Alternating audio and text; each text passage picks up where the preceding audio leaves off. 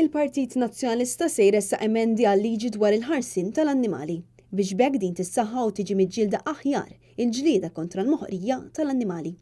F'diskors li għamel waqt konferenza dwar il-ħarsin tal-annimali organizzata mill-Forum Opportunitajiet Indaqs tal-Partit Nazzjonalista, il-kap tal-Partit Nazzjonalista Simon Busuttil sostna li jaħtieġ li tittieħed azzjoni dwar is-settur tal-annimali. Fost il-proposti li se jippreżenta l-Partit Nazzjonalista hemm dik biex ikun illegali li klieb jitħallew marbutin u maqfulin b'mod permanenti. L-iskop wara din il-konferenza kien biex il-Partit Nazzjonalista jisma' lil-laqdiet li jaħdmu favur l-annimali. Din hija l-ewwel darba li qiegħda titella konferenza fuq skala nazzjonali favur il-ħarsin tal-annimali. Ħassejna il-bżonn illi nafu li bħalissa qegħdin ngħixu fis-soċjetà li kull ma jmur iż-żmien dejjem qiegħda tikber l-imħabba lejn l-annimali.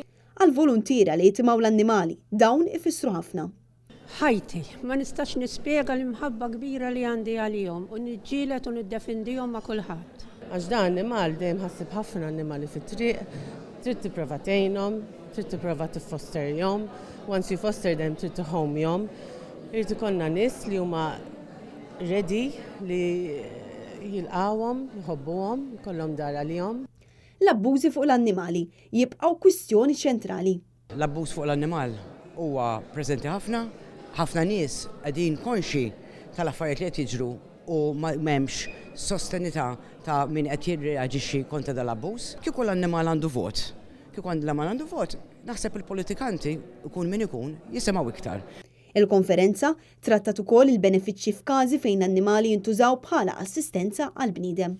Hemm ħafna benefiċċji li l-annimali jiġu inklużi fil-ħajja tal-bniedem sew f'istituzzjoni, sew anke fil-komunità meta jkunu qed jgħixu d-dar u anke meta jkunu għaddejjin f'perjodu ta' riabilitazzjoni biex jerġgħu jikkupraw saħħithom. Tqajjem ukoll il-punt li f'Malta il-problema tal-annimali abbandunati hi waħda kbira.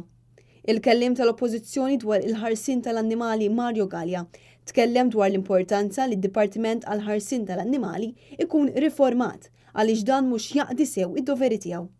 Mario Gallia sostna li l-liġijiet mhux ikunu infurzati, anzi qed ikun hemm abbużi mill-istess dipartiment.